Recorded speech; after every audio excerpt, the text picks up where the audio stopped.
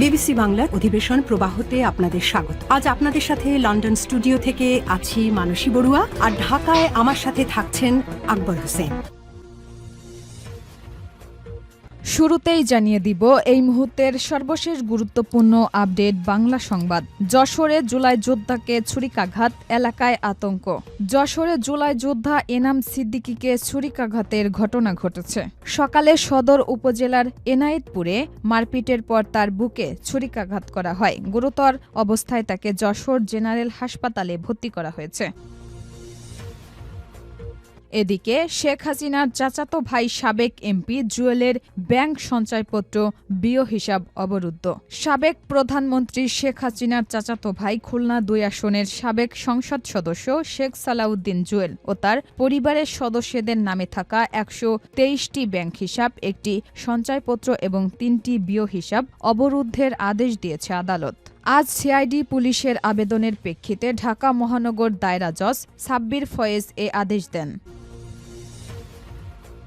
এবারে জানিয়ে দিব কারওয়ান বাজারে মোবাইল ফোন ব্যবসায়ীদের সঙ্গে পুলিশের ধাওয়া পাল্টা ধাওয়া। রাজধানীর কারওয়ান বাজারে মোবাইল ফোন ব্যবসায়ীদের সঙ্গে পুলিশের ধাওয়া পাল্টা ধাওয়ার ঘটনা ঘটেছে। আজ ব্যবসায়ীরা রাস্তা অবরোধের চেষ্টা করলে পুলিশ বাধা দেয়, যা ধাওয়া পাল্টা ধাওয়ায় পরিণত হয়। এরপর থাকবে নওগাঁ ১ আসনে বিএনপি ২ বিদ্রোহী সহ ৩ জনের মনোনয়ন বাতিল। একাদশ জাতীয় সংসদ নির্বাচনে নওগাঁ ১ আসনে বিএনপির ২ বিদ্রোহী প্রার্থী সহ ৩ জনের মনোনয়নপত্র বাতিল করা হয়েছে। এছাড়া আরেক প্রার্থীর মনোনয়নপত্র স্থগিত করা হয়েছে। এবং সর্বশেষ জানিয়ে দিব আইপিএল সম্প্রচার বন্ধের প্রস্তাবের আইনগত ভিত্তি পর্যালোচনা করা হচ্ছে বলছেন তথ্য উপদেষ্টা। ভারতের ফ্র্যাঞ্চাইজি ভিত্তিক ক্রিকেট টুর্নামেন্ট আইপিএল সম্প্রচার বাংলাদেশে বন্ধ রাখার প্রস্তাবের আইনগত ভিত্তি পর্যালোচনা করা হচ্ছে বলে জানিয়েছেন তথ্য ও সম্প্রচার উপদেষ্টা সৈয়দা রিজওয়ানা হাসান। আজ সচিবালয়ে গণমাধ্যম কেন্দ্রে বিএসআরএফ মতবিনিময় অনুষ্ঠানে সাংবাদিকদের প্রশ্নের জবাবে একথা বলেন তথ্য ও সম্প্রচার উপদেষ্টা। এতক্ষণ শুনছিলেন সংবাদ শিরোনাম, এবারে বিস্তারিত। তবে তার আগে বন্ধুরা কমেন্ট করে জানিয়ে দিন আপনি কোন জেলা থেকে আমাদের সংবাদটি দেখছেন এবং শুনছেন। জানিয়ে দিন এই সংবাদ সম্পর্কে আপনার মূল্যবান মতামত। আর ভিডিওটি আপনার সোশ্যাল মিডিয়াতে শেয়ার করে আপনার বন্ধুদের দেখার সুযোগ করে দিন। আর আপনি যদি গাজা যুদ্ধে ফিলিস্তিনি শিশুদের ভালোবেসে থাকেন কমেন্টে ইয়েস লিখে আমাদের জানিয়ে দিন। এবারে বিস্তারিত। যশোরে জুলাই যোদ্ধাকে ছুরিকাঘাত, এলাকায় আতঙ্ক।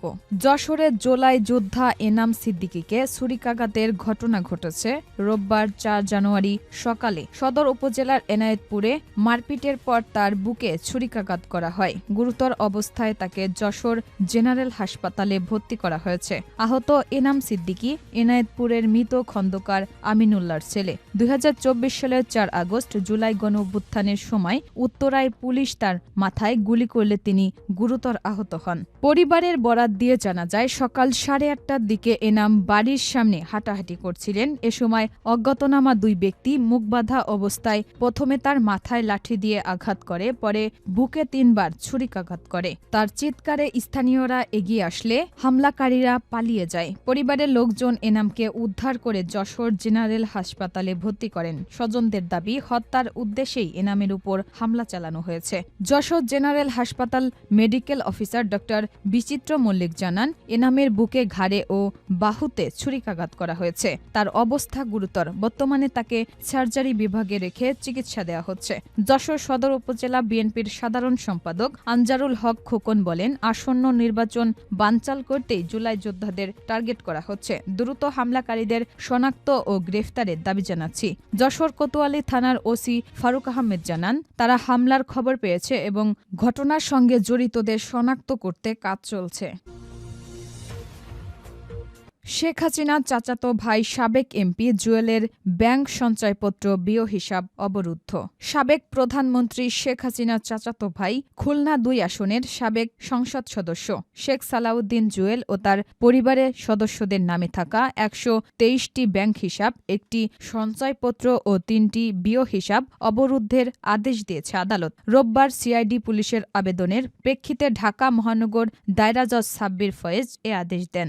আদেশে সাবেক এমপি শেখ জুয়েল ছাড়াও তার স্ত্রী সন্তান 3 ভাই সহ স্বার্থ সংশ্লিষ্টদের ব্যাংক হিসাব এবং সঞ্চয়পত্র ও বিয় হিসাব অবরুদ্ধের আদেশ দিয়েছেন বিচারক। সংশ্লিষ্ট আদালতের বেঞ্চ সহকারী মোহাম্মদ রিয়াজ হোসেন এ তথ্য জানান। সিআইডি পুলিশের পক্ষে ফাইন্যান্সিয়াল ক্রাইম অর্গানাইজডের ইন্সপেক্টর মোহাম্মদ আশরাফুল ইসলাম ব্যাংক হিসাব, সঞ্চয়পত্র হিসাব এবং বিয় হিসাব অবরুদ্ধ চেয়ে আবেদন করেন। আবেদনে বলা হয়, বাংলাদেশ প্রচলিত আইন, বিধিবিধান ও নিয়মাবলী লঙ্ঘন করে শেখ সালাউদ্দিন জুয়েল এবং তার 3 ভাই শেখ সোহেল, শেখ জালালউদ্দিন রুবেল, শেখ বেলাল উদ্দিন ও বোন তাহমিনা খবির, সালাউদ্দিন জুয়েলের স্ত্রী শাহানা ইয়াসমিন ওরফে শম্পা, শেখ সোহেলের স্ত্রী শিরিন শেখ, শেখ জালালের স্ত্রী ফারমিনা খানুম, তাসমিয়া সুনেরা, শেখ বেলাল উদ্দিনের স্ত্রী শেখ ওয়াহিদা সুলতানা দুর্নীতির আশ্রয়ে মানি লন্ডারিংয়ের মাধ্যমে অবৈধভাবে অর্থ সম্পদ অর্জন করেছেন।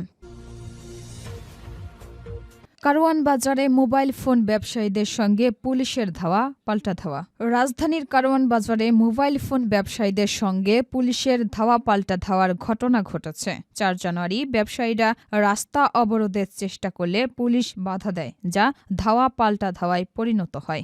ঘটনাস্থলে উপস্থিত তেজগাঁও বিভাগের এডিসি জুয়েল রানা সাংবাদিকদের বলেন, রাস্তা অবরোধ করে বিশৃঙ্খলার চেষ্টা করলে আমরা তা ক্লিয়ার করি। অতিরিক্ত পুলিশ মোতায়েন করা হয়েছে এবং পরিস্থিতি আমাদের নিয়ন্ত্রণে রয়েছে। জানা গেছে, মোবাইল ব্যবসায়ীরা জাতীয় ইকুইপমেন্ট আইডেন্টিটি রেজিস্টার চালুর প্রতিবাদে সড়ক অবরোধের চেষ্টা করলে পুলিশ লাঠিচার্জ, টিয়ারশেল ও জলকামান ব্যবহার করে তাদের ছত্রভঙ্গ করে। বর্তমানে পরিস্থিতি থমথমে রয়েছে।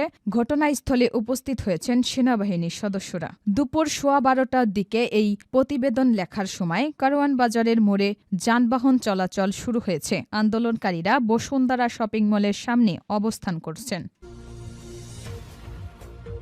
নওগাঁ 1 আসনে বিএনপির 2 বিদ্রোহী সহ 3 জনের মনোনয়ন বাতিল। একাদশ জাতীয় সংসদ নির্বাচনে নওগাঁ 1 আসনে বিএনপির 2 বিদ্রোহী প্রার্থী সহ 3 জনের মনোনয়নপত্র বাতিল করা হয়েছে। এছাড়া আরেক প্রার্থীর মনোনয়নপত্র স্থগিত করা হয়েছে। আজ সকাল 10:30টার দিকে রিটার্নিং কর্মকর্তা ও নওগাঁ জেলার প্রশাসক মোহাম্মদ সাইফুল ইসলাম মনোনয়নপত্র যাচাই বাছাই শেষে এই ঘোষণা দেন। মনোনয়নপত্র বাতিল হয়েছে নিয়ামতপুর উপজেলা বিএনপির সহসভাপতি নুরুল ইসলাম ও যুবদল কেন্দ্রীয় কমিটির সাবেক সদস্য মাহমুদুস সালেহিনের। মনোনয়নপত্র বাতিল হওয়া অপর প্রার্থী হলেন স্বতন্ত্র হিসেবে মনোনয়ন জমা দেয়া সোহরাব হোসেন। এছাড়া ওই আসনের ইসলামী আন্দোলন বাংলাদেশের মনোনীত প্রার্থী আব্দুল হক শাহর মনোনয়নপত্র স্থগিত করা হয়েছে।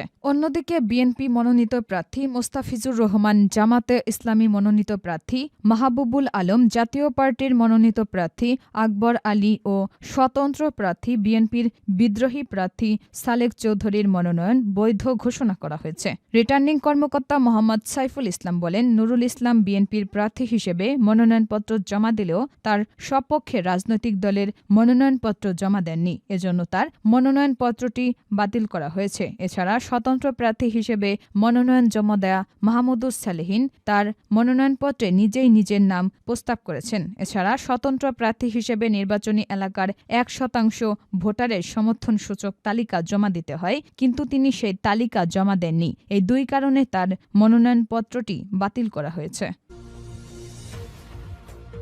আইপিএল সম্প্রচার বন্ধের প্রস্তাবের আইনগত ভিত্তি পর্যালোচনা করা হচ্ছে বলছেন তথ্য উপদেষ্টা। ভারতের ফ্র্যাঞ্চাইজি ভিত্তিক ক্রিকেট টুর্নামেন্ট আইপিএল সম্প্রচার বাংলাদেশে বন্ধ রাখার প্রস্তাবের আইনগত ভিত্তি পর্যালোচনা করা হচ্ছে বলে জানিয়েছেন তথ্য ও সম্প্রচার উপদেষ্টা সৈয়দা রেজওয়ানা হাসান। আজ সচিবালয়ে গণমাধ্যম কেন্দ্রে বিএসআরএফ মতবিনিময় অনুষ্ঠানে সাংবাদিকদের প্রশ্নের জবাবে একথা বলেন তথ্য ও সম্প্রচার উপদেষ্টা। সচিবালয় বিট কভার করা সাংবাদিকদের সংগঠন বাংলাদেশ সেক্রেটারিয়েট রিপোর্টার্স ফোরাম এ মতবিনিময়ের আয়োজন করেছে। প্রেক্ষিতে আইন উপদেষ্টা আইপিএলের সম্প্রচার বাংলাদেশে বন্ধ রাখার প্রস্তাব দিয়েছেন। এ বিষয়ে দৃষ্টি আকর্ষণ করলে রিজওয়ানা হাসান বলেন, বিষয়টি হচ্ছে না যে খেলাটা যদি খেলার জায়গায় আমরা রাখতে পারতাম খুবই ভালো হতো, কিন্তু কারণবশত খেলাটার মধ্যে রাজনীতি নিয়ে আসা হয়েছে।